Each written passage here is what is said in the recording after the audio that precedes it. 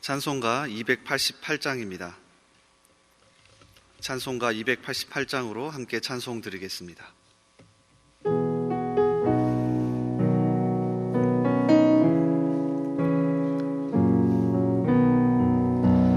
예수를 나의 구주 삼고 성령과 피로써 거듭나니 이 세상에서 내 영혼이 하늘의 영광 보리도다.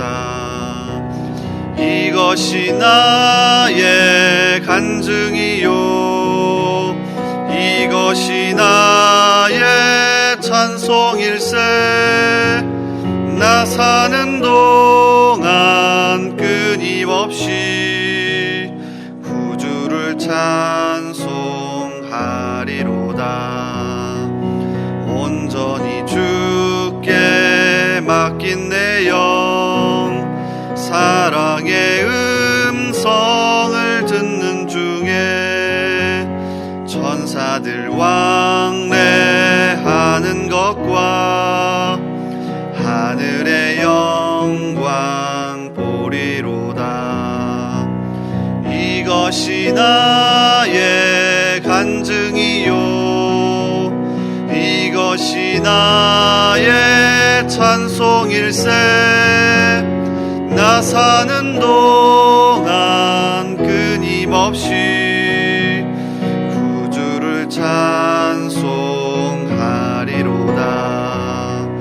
주 안에 기쁨 누림으로 마음의 풍랑이 잔잔하니 세상과 나는 간 곳 없고 구속한 주만 보이도다.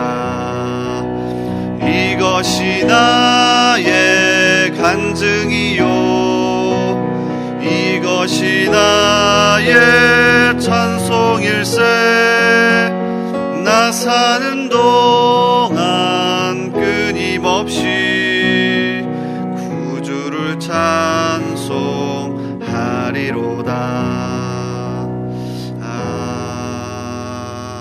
아멘. 아멘. 기도하겠습니다. 오늘도 우리에게 생명을 주신 하나님 감사합니다. 특별히 이 새벽부터 나와왔습니다. 사모하는 마음으로 간절히 나와왔으니 이 시간 말씀 들을 때에 하나님의 음성을 듣게 하시고 이 시간 기도할 때에 하늘의 문이 열리게 하옵소서. 그래서 이 새벽부터 은혜가 충만한 가운데 오늘 우리에게 맡겨주신 하루를 믿음으로 넉넉히 이기게 하옵소서. 주님, 우리 대한민국을 먼저 불쌍히 여겨주시기를 원합니다. 어려운 가운데 있습니다. 복잡한 국제정세, 또 코로나라고 하는 어려운 대한민국을 붙잡아 주옵소서. 지혜와 용기를 주시고 어려움을 극복하게 하시며 이럴 때일수록 더 하나가 되게 하시며 복음의 물꼬가 이 시기에도 끊이지 않게 하옵소서. 주님, 우리 교회를 불쌍히 여겨 주옵소서. 매일 진행되는 오늘의 기도와 333 특별 기도를 통해 하나님의 살아계심을 성도들이 경험하게 하시며 사명감이 불타오르게 하옵소서. 또한 모든 예배와 강단의 말씀을 통해 성도들이 회복되게 하옵소서. 오늘도 성도들의 삶을 붙잡아 주시고 직장과 가정과 학교와 삶의 모든 터전이 살아나게 하옵소서. 또한 대전중앙의 이름으로 살아가는 성도들이 안전하게 살게 하옵소서. 오늘도 우리의 기도를 들으시고 함께 하시는 예수님의 이름으로 기도하옵나이다. 아멘. 오늘 하나님께서 우리에게 주시는 말씀은 사도행전 28장입니다. 신약성경 사도행전 28장 1절에서 10절까지의 말씀입니다.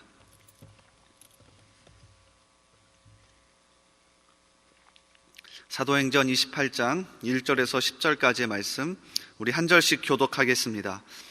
우리가 구조된 후에 안즉 그 섬은 멜리데라 하더라. 비가 오고 날이 참에 원주민들이 우리에게 특별한 동정을 하여 불을 피워 우리를 다 영접하더라. 바울이 나무 한 묶음을 거두어 불에 넣으니 뜨거움으로 말미암아 독사가 나와 그 손을 물고 있는지라. 이 짐승이 그 손에 매달려 있음을 보고 서로 말하되 진실로 이 사람은 살인한 자로다. 바다에서는 구조를 받았으나 공의가 그를 살지 못하게 함이로다 하더니 바울이 그 짐승을 불에 떨어버림에 조금도 상함이 없더라. 그들은 그가 붙든지 혹은 갑자기 쓰러져 죽을 줄로 기다렸다가 오래 기다려도 그에게 아무 이상이 없음을 보고 돌이켜 생각하여 말하되 그를 신이라 하더라. 이 섬에서 가장 높은 사람 보블리오라 하는 이가 그 근처에 토지가 있는지라 그가 우리를 영접하여 사흘이나 친절히 머물게 하더니 보블리오의 부친이 열병과 이질에 걸려 누워 있거늘 바울이 들어가서 기도하고 그에게 안수하여 낫게 하매 이러므로 섬 가운데 다른 병든 사람들이 와서 고침을 받고 후한 예로 우리를 대접하고 떠날 때에 우리 쓸 것을 배에 실었더라. 아멘. 오늘도 이 새벽을 깨워 나오신 여러분을 진심으로 환영합니다. 오늘도 강력한 말씀의 은혜와 또 기도 응답의 역사가 있기를 주님의 이름으로 축복합니다.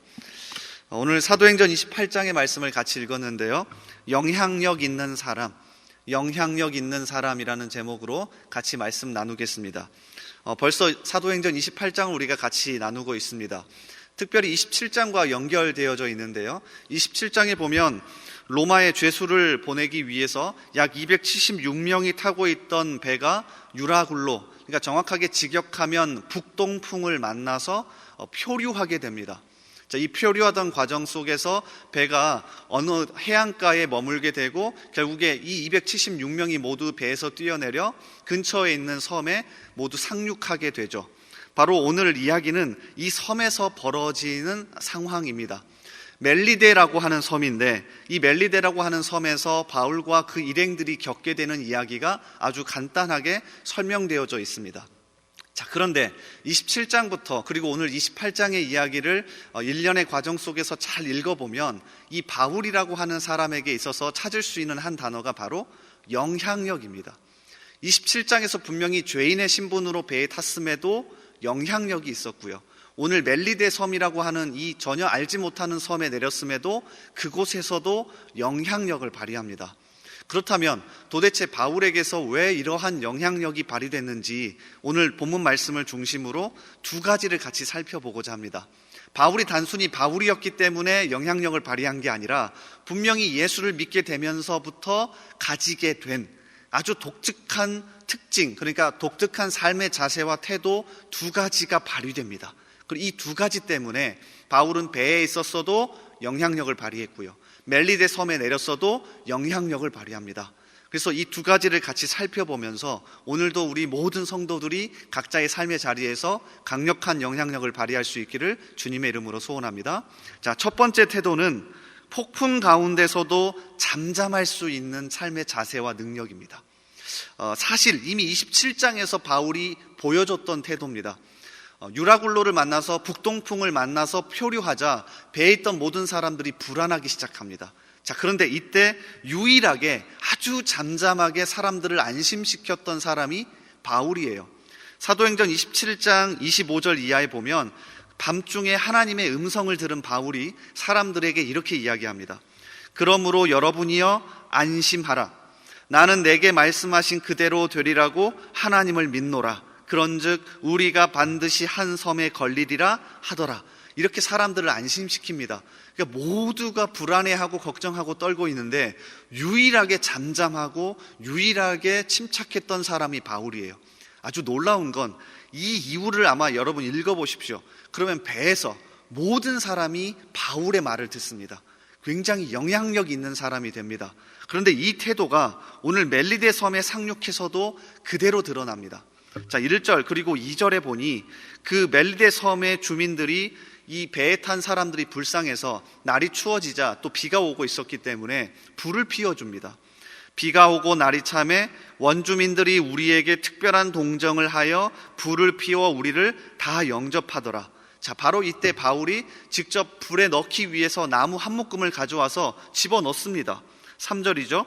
바울이 나무 한 묶음을 거두어 불에 넣으니 뜨거움으로 말미암아 독사가 나와 그 손을 물고 있는지라. 그런데 하필 그 나무 묶음 사이에 있던 독사가 바울을 물어버리죠.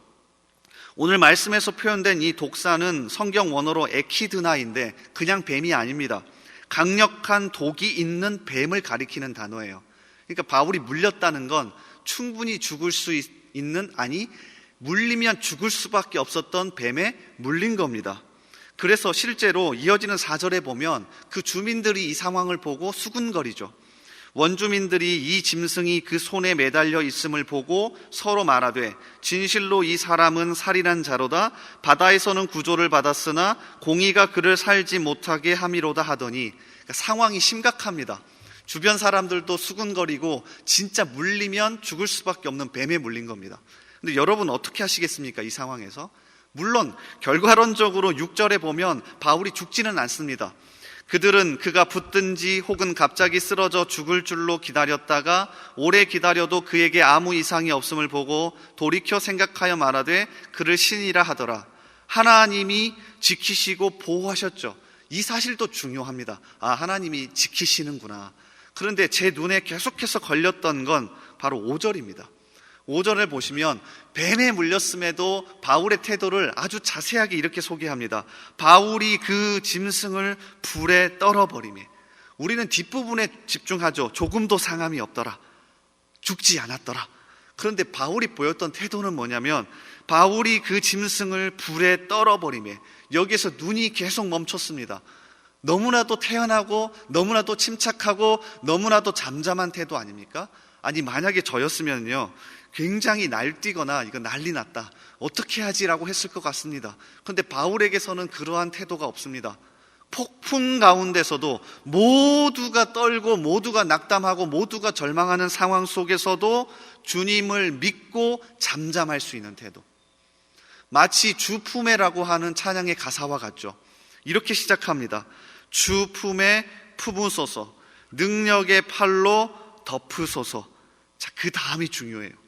거친 파도 날 향해 와도, 주님의 품에 품고 능력의 팔로 덮는다고 거친 파도가 안 오는 게 아닙니다.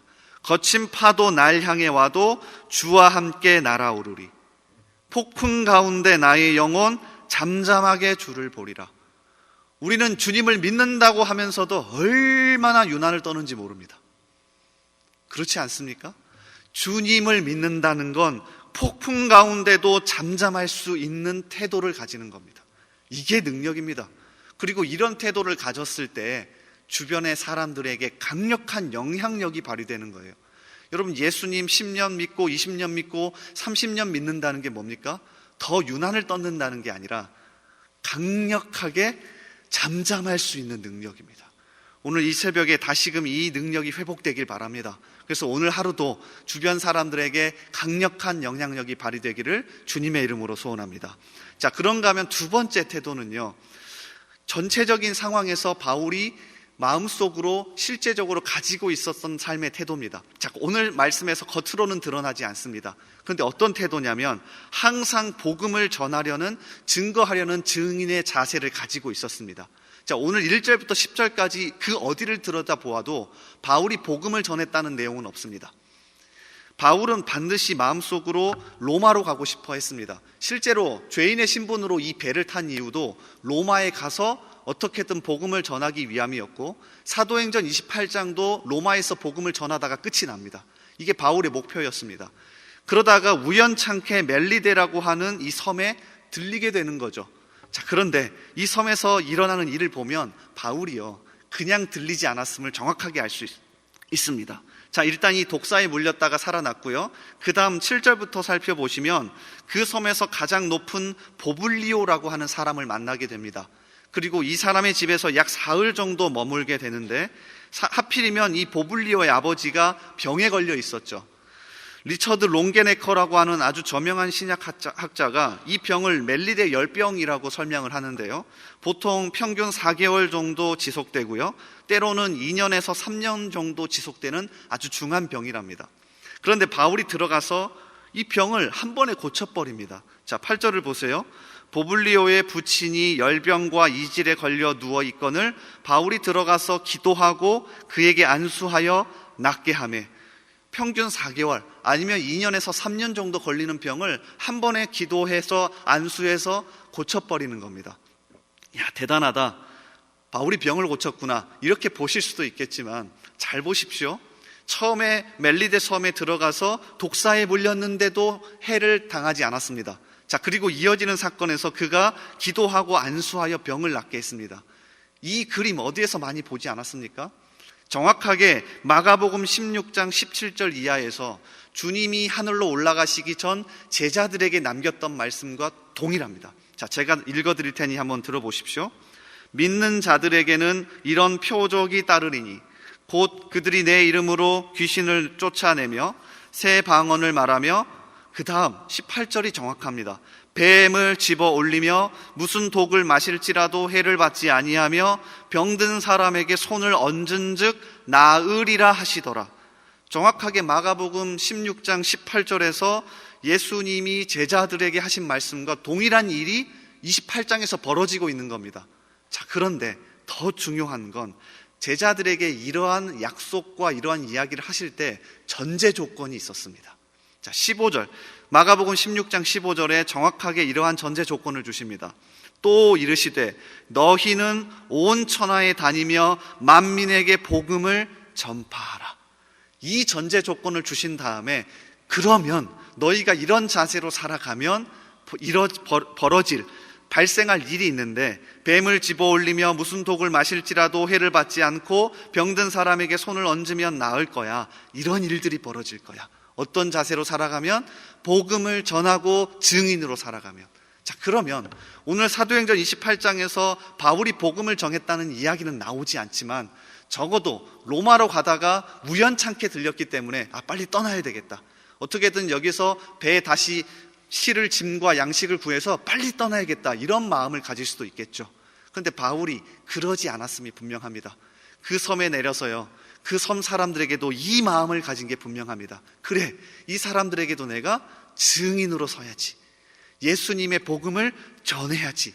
이 자세로 살았더니, 이 자세로 섬에 며칠 머물렀더니 이러한 일들이 벌어졌고 그 사람들에게 강력한 영향력이 발휘된 겁니다. 오늘도 우리 성도들에게 이러한 일들이 일어날 수 있기를 바랍니다. 두 가지 예수님을 믿었을 때의 삶의 태도를 발휘합시다. 폭풍 가운데도 잠잠할 수 있는 태도. 내가 어디에 있든지 간에, 직장에 있든지 가정에 있든지 또는 학교에 있든지 어디에 있든지 간에 나는 증인이구나, 나를 통해 주님의 복음이 증거되어야 되구나, 이 자세로 살아가신다면 주님이 여러분에게 강력한 영향력을 주실 겁니다. 이렇게 살아가는 저와 여러분 되기를 주님의 이름으로 강력하게 축복합니다. 우리 같이 말씀을 붙잡고 먼저 기도하겠습니다. 오늘 말씀을 생각하면서 주님 앞에 간절히 기도합시다. 하나님, 바울이 이러한 예수 믿는 자로서의 강력한 삶의 태도와 능력을 가졌을 때 주변 사람들에게 자연스럽게 영향력이 끼쳐졌던 것처럼 주님, 우리에게도 오늘 이러한 삶의 자세와 태도를 더하여 주십시오.